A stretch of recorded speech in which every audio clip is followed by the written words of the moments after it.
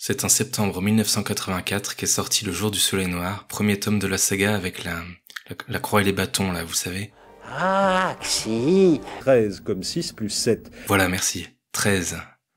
La série raconte la quête d'identité et la traque subie par un homme échoué sur une plage, mais bien vivant, dont les seuls témoignages d'un passé sont le nombre 13 tatoué en chiffres romains sur la clavicule gauche, ainsi que la clé d'un coffre de banque abritant une somme mirobolante en paiement d'une étrange opération intitulée Soleil Noir.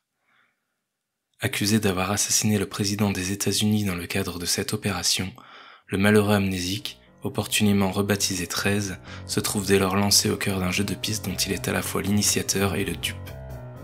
Et en quelques années, dans notre propre réalité, un autre jeu a commencé à s'initier entre les auteurs et leurs lecteurs pour deviner quelle serait la clé de la prochaine péripétie. D'abord prépubliée dans le journal Spirou, la série connut un départ honorable sous forme d'album avec un premier tome vendu à 18 298 exemplaires en français et 15 200 en néerlandais, mais son succès devait se révéler exponentiel. Il donna lieu à une adaptation en jeu vidéo en 2003, qui fera l'objet d'une prochaine vidéo, mais aussi à diverses adaptations télévisées dont une mini-série franco-canadienne avec Val Kilmer dans le rôle de La Mangouste en 2009. Un succès international qui fait aujourd'hui culminer les ventes de la franchise à plus de 20 millions d'albums. À l'occasion de son 40e anniversaire, je vous propose aujourd'hui d'en savoir plus sur la jeunesse de cette aventure à travers cette petite vidéo documentaire qui reviendra sur quelques éléments saillants de la saga et rendra hommage au duo Vance-Van Damme, dont le travail m'a beaucoup inspiré il y a quelques années. Vous saurez peut-être un jour pourquoi.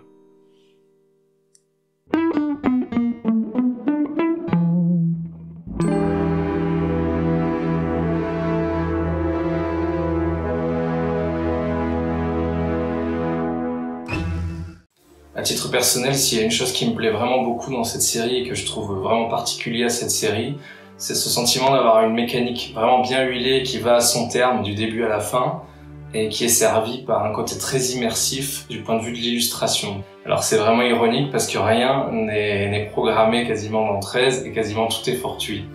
Je ne savais pas d'avance ce qu'il y aurait dans l'album suivant. Je ne m'intéressais pas à l'identité de 13.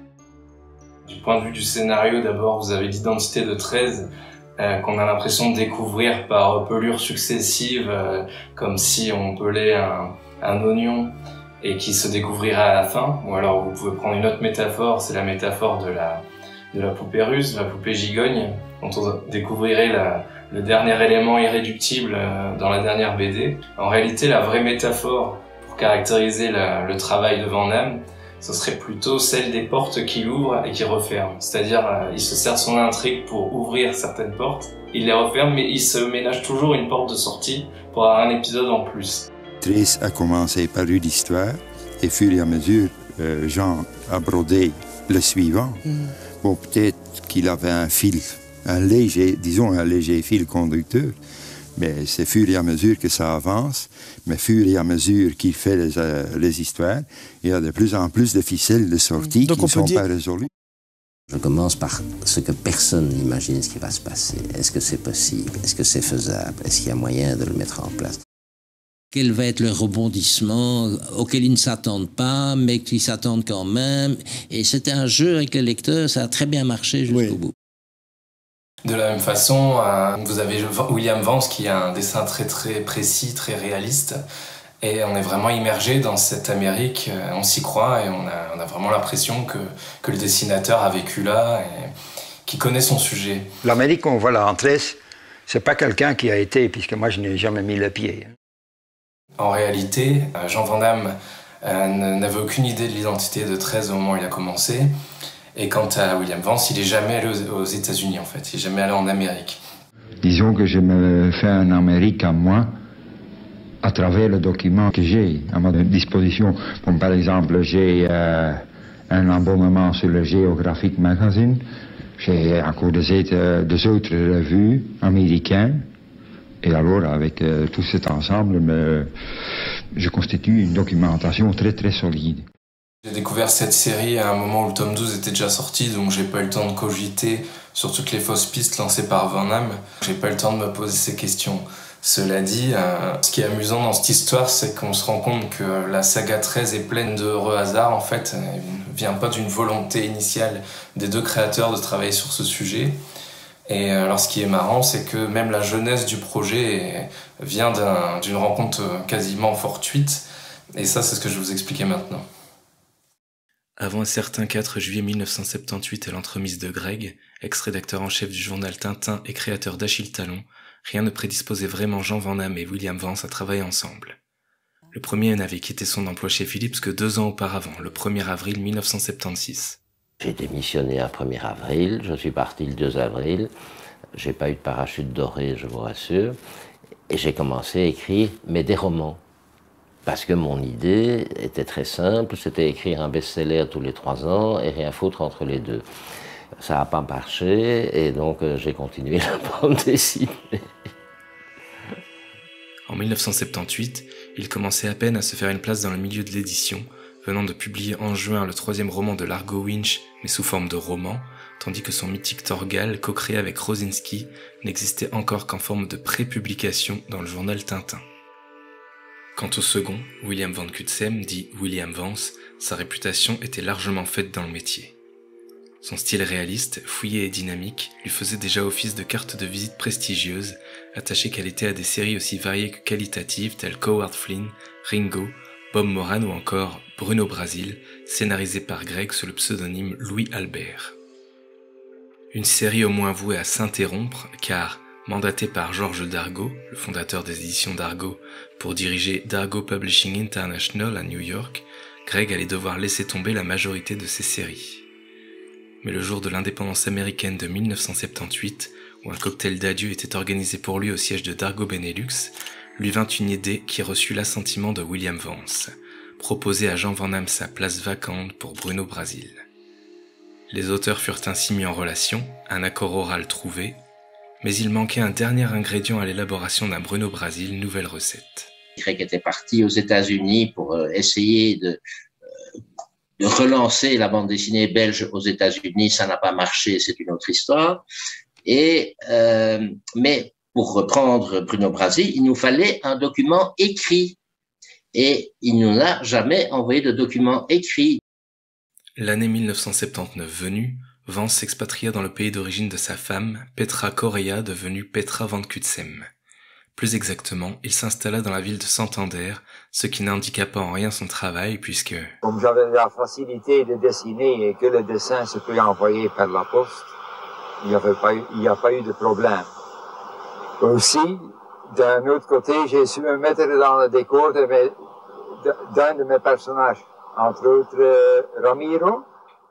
Il faut ajouter à cela que l'affable dessinateur au roulant accent flamand ne vivait pas seulement une histoire d'amour avec sa femme, mais également une histoire professionnelle. Pour le coloriage, j'ai une chance unique que c'est mon épouse qui s'en occupe, ce qui me permet à moi de continuer à dessiner et elle de son côté, donc elle met donc tout le coloriage. J'ai une chance unique d'avoir ma coloriste et bon, j'ai fait ma vie avec ma coloriste. Ceux qui l'ignoraient auront ainsi deviné que Petra a assuré la mise en couleur de tous les épisodes de 13 réalisés par son mari. Et puisqu'on parle de 13... Vance déménage en Espagne, sa femme était espagnole, mais on n'a toujours pas l'accord écrit de Greg pour prendre la suite de Bruno Brasil. Bon, donc Vance se trouve en chômage technique. L'éditeur du Lombard exigeait que je continuais la série, mais bon, c'était impossible de continuer la série sans scénario. Alors je lui ai dit, bon, on peut faire un personnage dans le même esprit que Brasil. J'ai dit, il me faut un scénariste. Alors lui, il me proposait 2 scénaristes. Il y avait De Groot et Van Damme. De Groot était trop occupé en ce moment-là, et alors finalement, c'est Jean Van Damme qui a pris l'initiative de travailler avec moi. Dans l'intervalle de ces péripéties, le premier Torgal fut publié sous forme d'album en janvier 1980, et c'est seulement le 13 décembre 1981 que débuta réellement l'histoire de 13. C'est la première fois où j'ai écrit le chiffre 13 en chiffre romain sur une feuille de papier. pour adresser le projet, en un synopsis pour commencer, à William Vance. Je venais de lire La mémoire dans la peau, j'avais lu en anglais, et je trouvais l'idée de départ pas bête, pas mal, mais ce dont on accusait le bonhomme était franchement quelconque. Donc j'ai pris, et je ne m'en cache pas, le même point de départ, un type qui n'a plus de mémoire, mais on l'accuse non pas d'avoir assassiné un diplomate quelconque qui, dans La mémoire dans la peau, n'a aucune importance, mais pas n'importe qui, le président des États-Unis. Van Damme ne dit pas toute la vérité ici, car à l'analyse, le premier tome de 13 ressemble un peu plus que ça au roman de Ludlum paru 22 mois plus tôt. Dans La mémoire dans la peau, le personnage principal est également retrouvé amnésique par un pêcheur après s'être fait tirer dessus en pleine mer. Le personnage principal y porte également un accessoire donnant l'accès à un compte en banque, sur lequel il découvre également posséder une fortune, et des hommes y essayent également de l'assassiner. Ça fait beaucoup de similitudes. Heureusement, Jean Van Damme a donné une tournure bien différente au développement de sa propre fiction, dont la structure de base resta le maintien du suspense, essentiel à tout thriller, mais agrémenté du décor et des péripéties propres à d'autres genres et à d'autres références, en écho peut-être au roman d'aventure cher à son enfance.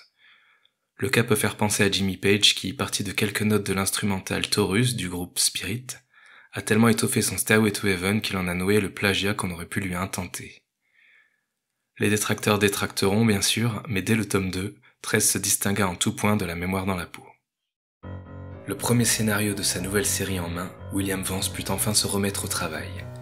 D'une productivité exceptionnelle, il lui fallait en général moins d'1 an pour réaliser un album. Comme tout bon dessinateur, il avait coutume de travailler avec des images de référence. Cela permet de réaliser des représentations originales de la réalité, certes, mais fondées sur une certaine vraisemblance, y compris en matière de femmes. Bon, ça j'en sais rien. Un effet amusant de son expatriation en Espagne, près du littoral atlantique, et l'influence qu'eut cet environnement sur l'esthétique et même les destinations de 13 au fil de la saga. Cette influence se fit ressentir dès le premier tome, puisque la plage où est repêché 13 est directement inspirée du bord de mer avoisinant, la Playa del Camelo, à laquelle Vance emprunta notamment un promontoire rocheux que, pour les besoins de sa BD, il amputa de sa sculpture emblématique de Neptune enfant. Il en utilisa également le prolongement pour situer son pêcheur, le premier personnage de 13 et son chien, Pronto. En parcourant ce premier tome, on constate, comme souvent au lancement d'une série, que la forme de certains visages n'y est pas totalement figée, à commencer ici par celui du personnage principal, 13. À titre personnel, mais j'ai peut-être l'esprit mal tourné, je crois en fait reconnaître Jean Van Damme lui-même dans certaines de ses représentations de profil, où l'écrivain globe-trotteur apparaîtrait dans une version un peu rajeunie et rechevelue. Je me suis amusé à mettre en scène ces soi-disant moments de ressemblance dans la mini-BD qui est sur votre écran, où j'ai copié-collé ces différentes représentations. J'en ai même profité pour pasticher le sens de l'ellipse cher à Jean Van Damme, qui pourrait très bien faire sienne la maxime chère à Lucien Gerfagnon, on n'a pas le droit d'emmerder un lecteur qui ne vous a rien fait. Les ellipses sont en effet assez fréquentes dans 13, qui jouent exactement le même rôle qu'un cut d'un plan à l'autre dans n'importe quel film ou série. Remplir les blancs étant devenu une seconde nature pour l'être humain depuis l'invention du cinéma, on se surprend à trouver ces coupures totalement naturelles à la lecture. Je vous ai recréé ici un exemple caricatural de ce genre d'ellipse vandamienne, où je vous laisse imaginer ce qu'il s'est passé entre 13 et son scénariste avant que l'amnésique ne récupère son manteau. Mon hypothèse personnelle, évidemment, c'est que ça n'a aucune importance, car 13 et Jean Van Damme ne forment qu'un seul et même personnage. Vous vous tatouez, monsieur Van Damme ? Je trouve ça une question extrêmement indiscrète, mais oui, effectivement. Et ce chiffre de 13 ? Bon, autant tout vous dire, cette histoire est tout à fait autobiographique, enfin pour autant je m'en souviens. Un document accablant du Centre national de la BD étaye même cette affirmation, où William Vance lui-même se revendique en tant que membre de la Conjuration des 20. Toute blague mise à part, Jean Van Damme a bel et bien prêté ses traits à un personnage de 13, mais bien plus tard, dans les tomes 9 et 10, où William Vance le représente en PDG d'une société minière. Ce fait fut confirmé des années plus tard dans 13 l'enquête, où une photo du scénariste apparaît en lieu et place du portrait du personnage. La même chose peut être dite de Petra, la femme de Vance et coloriste de 13, que le dessinateur fit apparaître dans 3 montres d'argent dans un rôle hautement symbolique, avant d'en confirmer également la représentation dans 13 l'enquête, sous l'apparence semble-t-il d'une photo de jeune fille de son épouse. Ces clins d'œil donnent envie de jouer au petit jeu des références et dans le documentaire La conspiration dans la peau, le journaliste Olivier Delcroix avance l'hypothèse selon laquelle la mise en scène de l'assassinat du président Walter Sheridan, dans ce même tome 1, serait inspirée du film français I comme Icare de 1979. Je sais gré à Olivier Delcroix de m'avoir rappelé l'existence de ce film, que je visionnerai un jour, mais je ne crois pas nécessaire d'invoquer cette référence, le matériau d'origine se suffisant à lui-même, selon moi, à inspirer les deux œuvres d'une même iconographie, si j'ose dire. Je veux bien entendu parler des images mondialement connues de l'assassinat de Kennedy. En songeant à l'ensemble de ces emprunts faits à la réalité, ou potentiellement à d'autres œuvres dans l'élaboration de 13, on pourrait soupçonner un manque d'originalité chez les deux auteurs. Ce serait à mon sens passer à côté de la véritable originalité, de 13 bien sûr, mais aussi de toute œuvre et de tout artiste. Il suffit évidemment pas de mixer La mémoire dans la peau et l'assassinat de Kennedy pour écrire 13, et il suffit pas non plus d'un peu de documentation et d'images de référence pour dessiner comme William Vance. Et à ce sujet, il y a une citation d'Oscar Wilde qui me plaît bien et qui devrait être un peu plus appliquée. Cette citation, elle dit « L'originalité que nous réclamons à un artiste, c'est celle du traitement, pas celle du sujet. Seuls les gens qui manquent d'inspiration inventent. On reconnaît le véritable artiste à la façon dont il utilise ce qu'il s'annexe, et il s'annexe tout. » Au fil des tomes suivants, Jean Van Damme et William Vance s'annexèrent pas mal de choses, ce qui, par appropriation, donna un cachet tout particulier à leur saga. Chef d'orchestre de tous ces mouvements, Van Damme multiplia les subterfuges pour révéler l'identité de 13 tout en la brouillant, pour éclairer le complot, mais graduellement.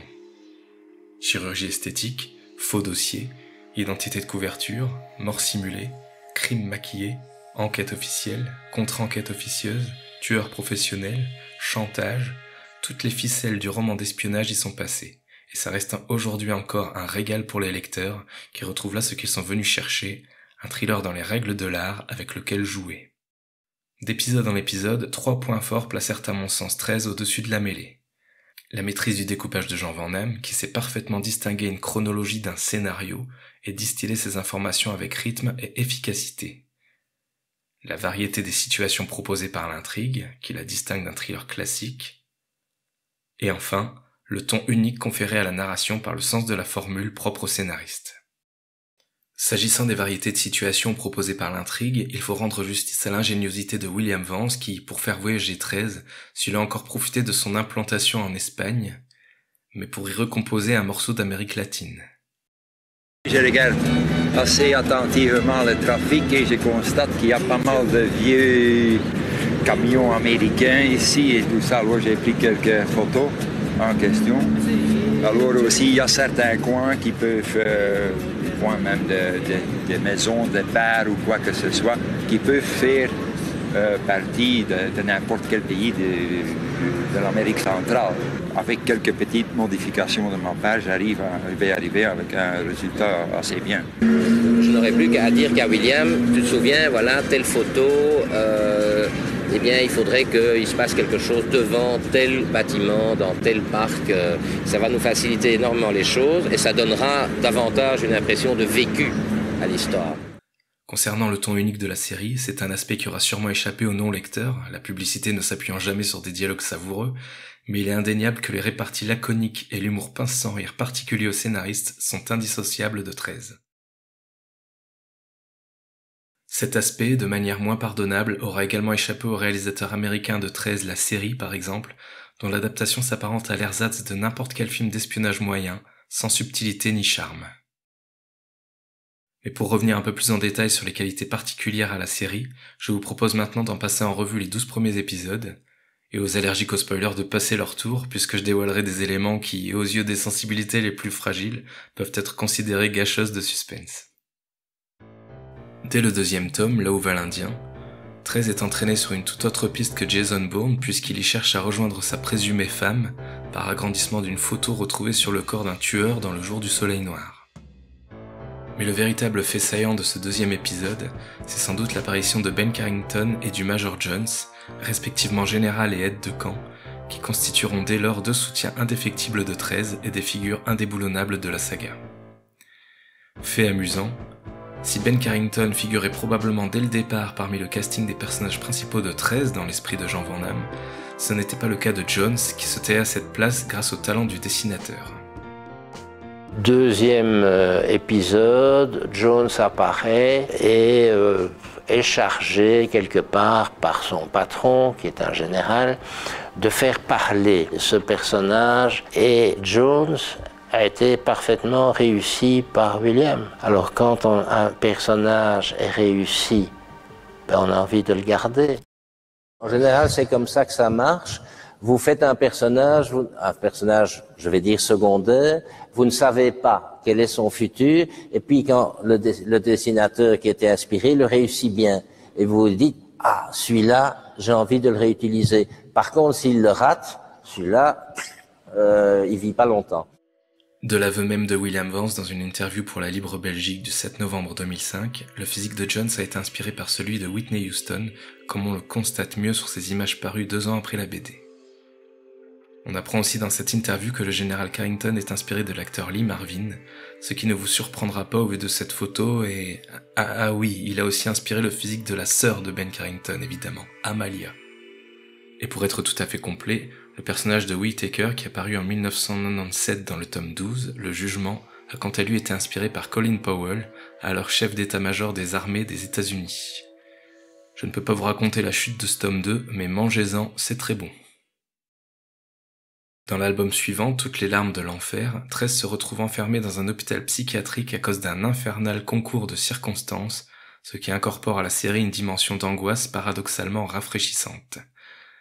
L'épisode, jusqu'au prénom du jeune personnage Billy, évoque en filigrane le film Vol au-dessus d'un nid de coucou, à ceci près que la tentative d'évasion de 13 par les conduits d'évacuation y prend un tour bien plus spectaculaire que celle de Randall.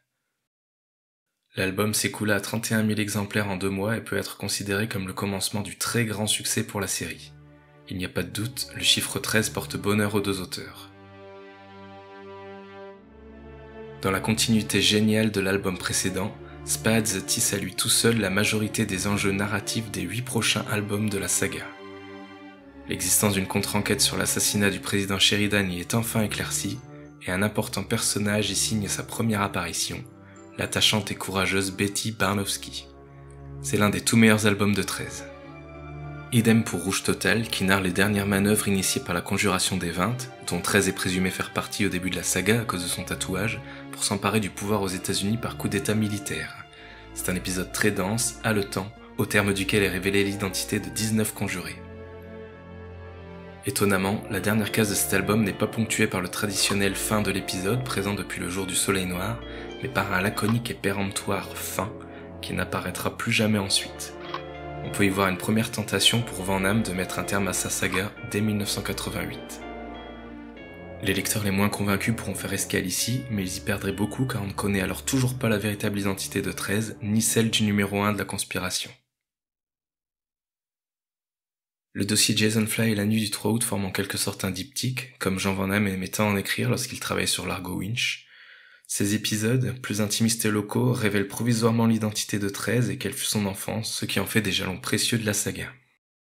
Après l'assassinat de Kennedy, on y trouve en toile de fond d'autres chapitres sombres de la vie politique américaine, la chasse aux sorcières et le Ku Klux Klan.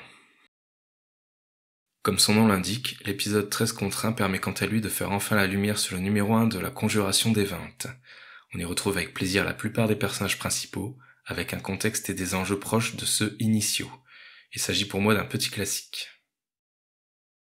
Avec cet autre diptyque, Pour Maria et El Cascador, Van Damme et Vance réalisent la triple gageure d'éviter la monotonie dans laquelle ils risquaient de s'enliser avec leurs personnages, compléter l'identité de 13 sans trahir les révélations faites dans les précédents épisodes, et prendre pour toile de fond une révolution en Amérique latine sans tomber dans les écueils condescendants d'un Hergé, par exemple, dans Tintin et les Picaros.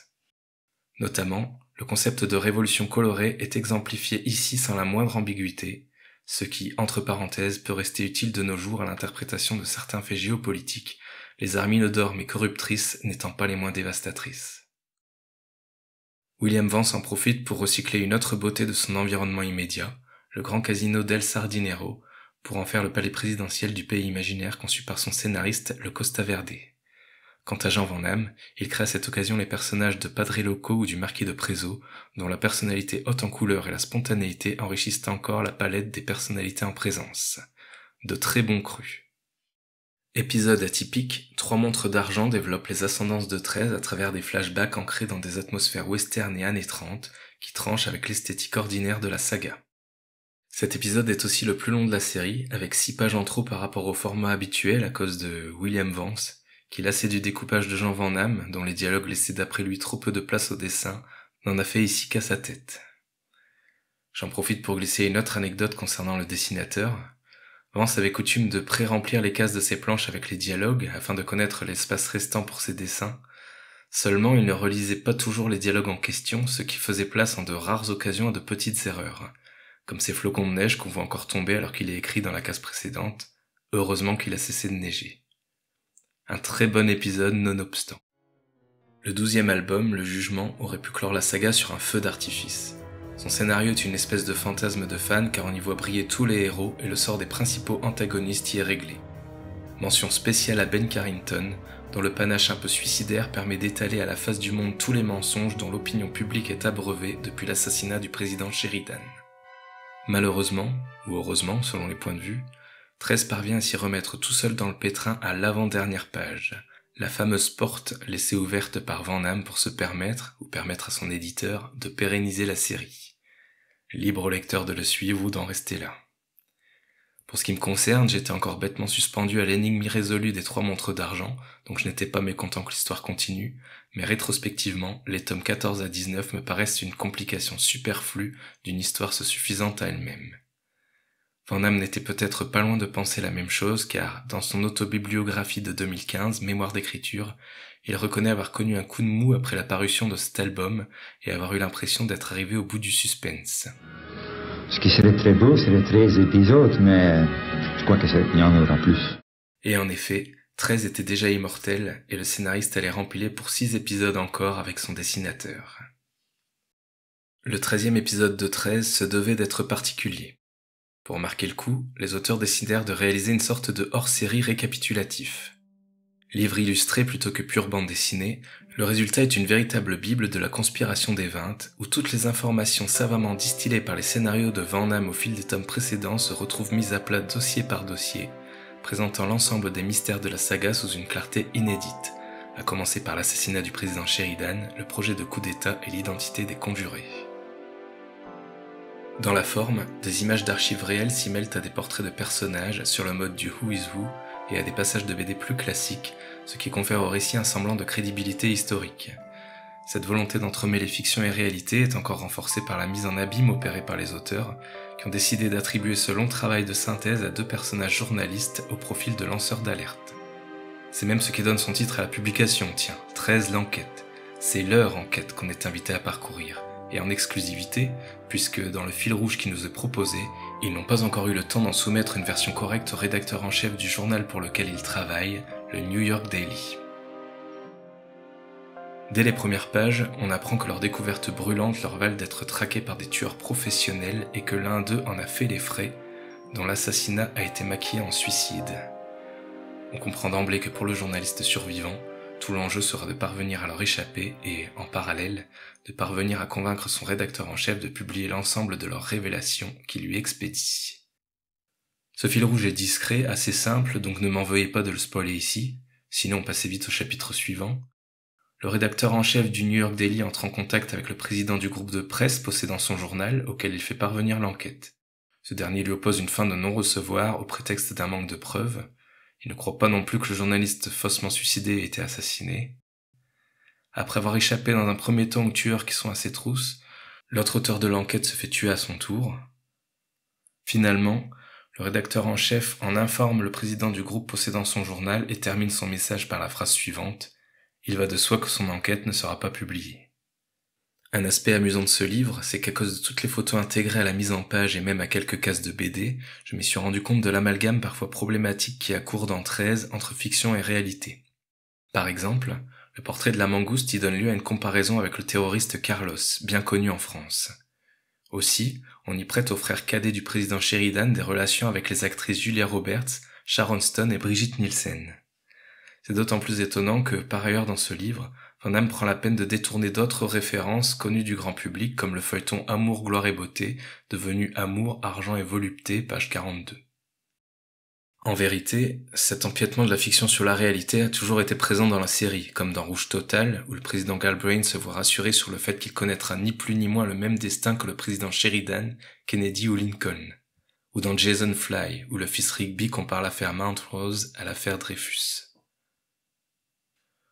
Ces empiètements me dérangent un peu, dans la mesure où on ne comprend pas trop à quel moment est censée se faire la transition entre monde réel et monde fictif. À mon sens, il aurait au moins fallu modifier tous les noms, dans l'exacte mesure d'ailleurs où le président Sheridan est une version différente du président Kennedy, dont il partage seulement certains traits. À cet égard, il me semble que JFK a été scindé en deux personnages par le scénariste de 13. D'une part William Sheridan, le grand frère droit dans ses bottes, brillant et courageux, à qui tout réussit, et d'autre part le petit frère Walter, envieux, médiocre et coureur de jupons, qui n'aurait eu pour lui que Marilyn Monroe. Je vous laisse en juger. Il existe 2 tomes de 13 l'enquête, un dodu et un maigrelet.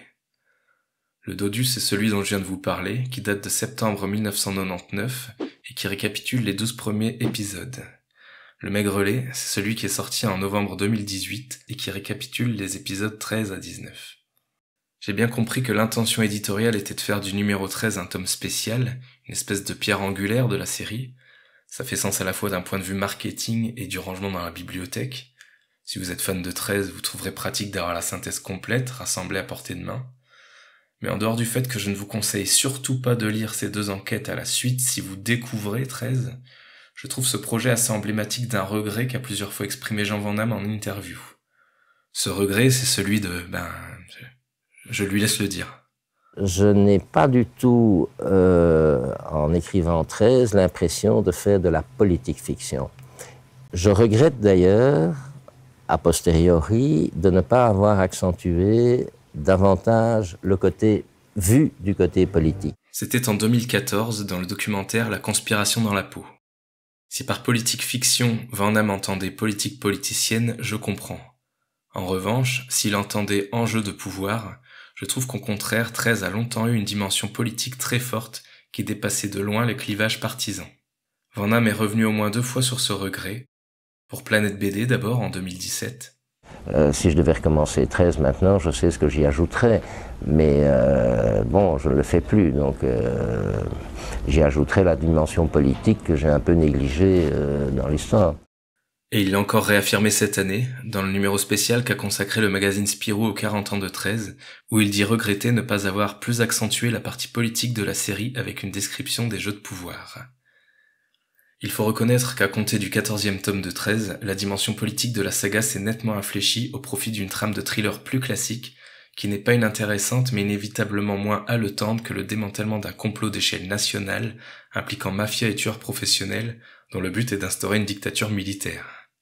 En l'occurrence, l'enquête 2e partie reflète bien l'infléchissement de cette dimension politique des derniers albums produits par Vance et Van Damme, car on y apprend dès les premières pages que les journalistes ayant réalisé l'enquête initiale ont reçu un prix Pulitzer à titre posthume, et même que le frère d'un d'entre eux est devenu une star du journalisme d'investigation après avoir repris leur enquête. Les plus grands titres de presse s'arrachent ses services, et le président du groupe possédant le New York Daily, qui avait été si frileux envers ses collègues, est venu le rencontrer en personne pour financer ses nouvelles recherches en acceptant toutes ses conditions. Ouais, un peu amnésique sur les bords, hein. Voilà où ça mène.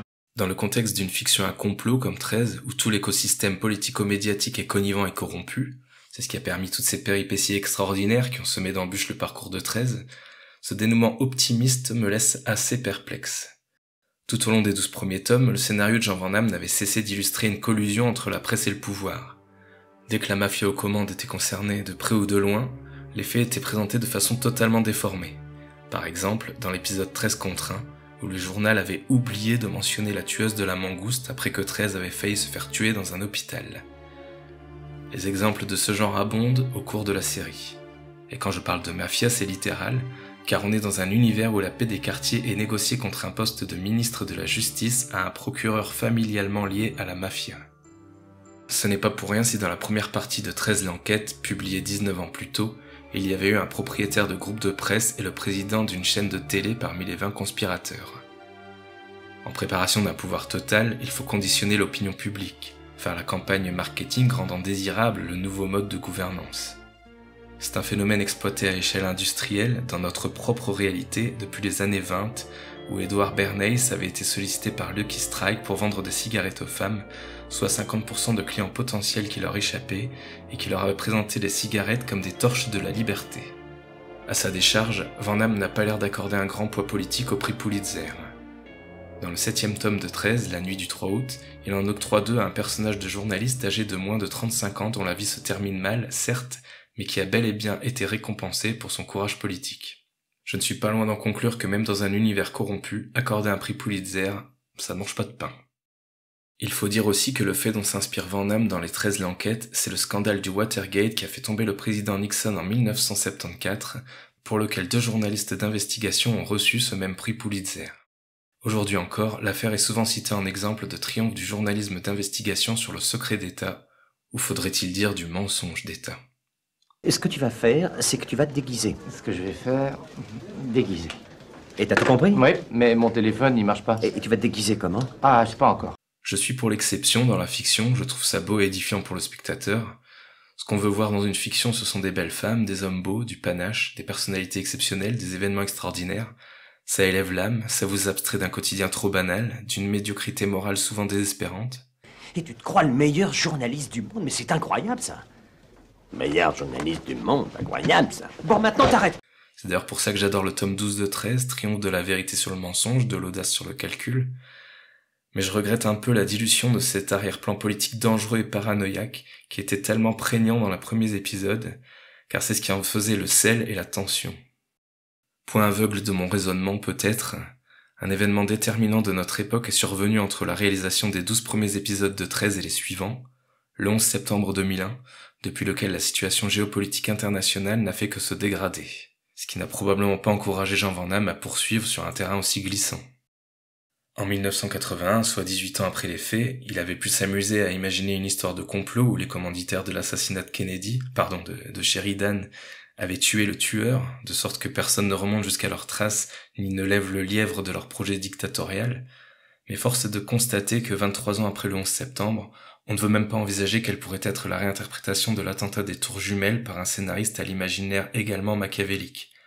D'autant qu'il s'agit encore d'une tragédie intime pour de nombreuses familles qui a fait des milliers de victimes.